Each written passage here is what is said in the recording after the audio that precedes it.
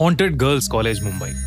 मुंबई के जुहू में बहुत ही पॉपुलर गर्ल्स कॉलेज है SNDT कॉलेज, जिसमें दो बिल्डिंग्स हैं, एक पुरानी जो अब खंडर हो चुकी है और अब बंद कर दी गई है, और एक नई जहां स्टूडेंट्स आज के टाइम पर पढ़ते हैं। ये कहानी उस पुरानी बिल्डिंग की है जिसे लोग हॉन्टेड मानते हैं।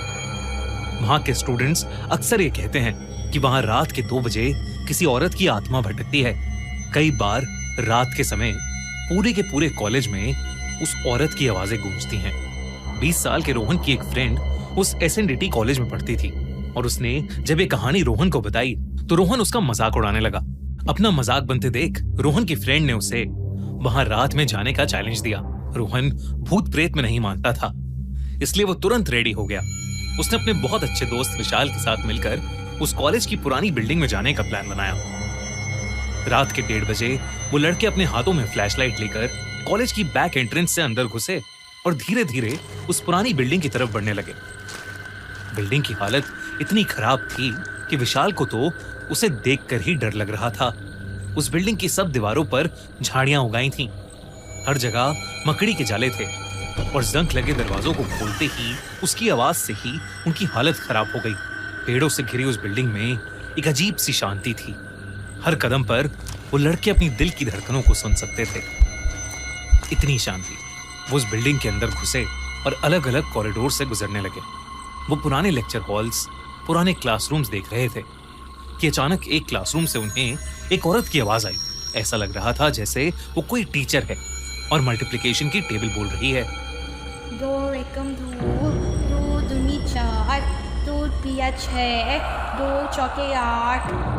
विशाल उस आवाज को सुनकर बेहद घबरा गया, लेकिन रोहन को लगा कि शायद उनके साथ कोई मजाक कर रहा है। रोहन विशाल को लेकर उस क्लासरूम के पास गया तो वो आवाजें बंद हो गईं, लेकिन उस क्लासरूम के पास पहुंचते ही उन्हें एक अजीब सी ठंडक महसूस हो रही थी, जैसे वो किसी फ्रीजर के बाहर खड़े हैं। रोहन ने हिम्मत की और क्लासरूम के अंदर गया। विशाल भी घबराते हुए उसके साथ गया। वो पूरा क्लासरूम खाली था, बस वहां टूटी फूटी चेयर्स और टेबल्स पड़ी थीं और एक पुराना सा ब्लैक बोर्ड दीवार पर लगा था। रोहन ने विशाल को कहा कि उस कॉलेज में कुछ नहीं है और ये आत्मा होने की कहानी सिर्फ एक अफवाह है। लेकिन तभी उस औरत की आवाज फिर से उस कमरे में गूंजने लगी, इस बार जोर जोर से, जैसे वो औरत गुस्से में हो। 2 एकम 2, 2 दूनी 4, 2 तिया 6, 2 चौके 8। आवाज धीरे धीरे तेज होती जा रही थी। तभी उनको एक और आवाज सुनाई दी। ये आवाज एक थप्पड़ की थी जो अचानक ही बहुत से बच्चों के जोर जोर से रोने की आवाजों में बदल गई। रोहन ने फ्लैशलाइट उस आवाज की तरफ की, लेकिन उसे कुछ भी नजर नहीं आया। अब रोहन और विशाल घबराते हुए एक दूसरे को देख रहे थे। तभी उन्होंने देखा कि चौक से ब्लैक बोर्ड पर कुछ लिखा जा रहा है। उसमें लिखा था, मुझे यहां मारा गया था और अब मैं अपना बदला लेना चाहती हूँ। ये पढ़ते ही दोनों दोस्तों की रूह कांप गई और वो डर के मारे थरथराने लगे। वो फौरन उस क्लासरूम से निकलकर नीचे भागे, लेकिन जैसे ही वो उस पुरानी बिल्डिंग के बाहर पहुंचे, रोहन ने देखा कि उसका दोस्त विशाल उसके साथ है ही नहीं। वो कुछ देर बाहर से विशाल को आवाज लगाने लगा, लेकिन विशाल नहीं आया।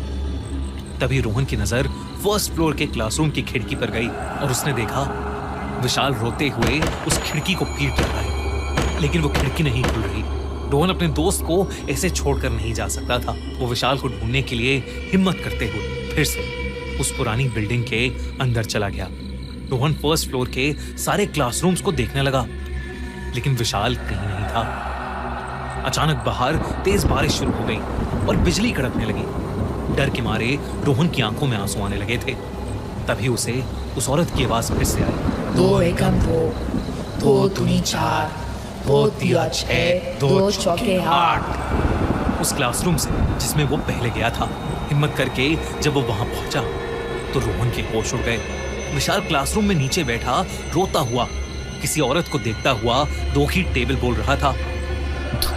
2 एकम 2, 2 दूनी 4, 2 तिया 6, 2 चौके 8। उस औरत ने एक काली साड़ी पहनी थी। वो धूल मिट्टी में लिपटी हुई थी। उसके बाल बिखरे हुए थे और उसके हाथ में एक स्टिक थी और वो उस स्टिक से विशाल को डरा रही थी। पर जब रोहन ने ध्यान से उस औरत का चेहरा देखा तो उसके रोंगटे खड़े हो गए।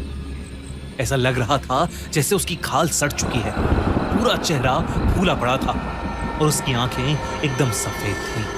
रोहन ने डरते हुए विशाल का नाम पुकारा, लेकिन विशाल रिएक्ट ही नहीं कर रहा था। तभी उस औरत का ध्यान रोहन पर गया। उसने अपनी गर्दन रोहन की तरफ घुमाई और अपने खौफनाक चेहरे से रोहन को देखकर पागलों की तरह मुस्कुराने लगी। वो अपनी चेयर से उठी और धीरे धीरे रोहन की तरफ आने लगी। रोहन घबराकर नीचे भागा, लेकिन सीढ़ियों पर उसका पैर फिसल गया और वो सीढ़ियों से नीचे गिरकर बेहोश हो गया। कुछ देर बाद रोहन की आंख खुली तो वो विशाल के फ्लैट पर था। विशाल ने कहा कि जब वो उस पुरानी बिल्डिंग से बाहर निकला तो रोहन उसके साथ नहीं था और फिर उसने रोहन को फर्स्ट फ्लोर की खिड़की पर दर्द में चिल्लाते हुए देखा। विशाल ने कहा कि क्योंकि वो जगह भूतिया थी इसलिए उसने अपने बाकी 2 दोस्त वहां बुलाए और रोहन को उनके साथ ढूंढने अंदर आया और तब उसने देखा कि रोहन सीढ़ियों के पास बेहोश पड़ा है। उस औरत की टेबल पढ़ने की आवाजें और बच्चों के रोने की आवाजें पूरी बिल्डिंग में गूंज रही थीं, जो कि उस रात सबने सुनी। इसलिए वो देरी ना करते हुए रोहन को ऑटो में बिठाकर विशाल के फ्लैट पे आए। रोहन ये सब सुनकर शॉक था।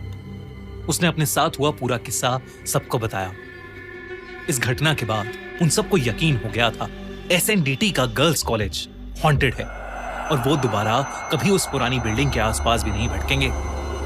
SNDT गर्ल्स कॉलेज अब भी फंक्शनल है और वहां के स्टूडेंट्स आज भी इस कहानी से डरते हैं। कहा जाता है कि उस टीचर की आत्मा अब भी वहां भटक रही है अपना बदला लेने के लिए। कोई भी रात के 12 बजे उस क्लासरूम के पास नहीं जाता क्योंकि सबको डर है कि कहीं वो उसका शिकार ना बन जाए।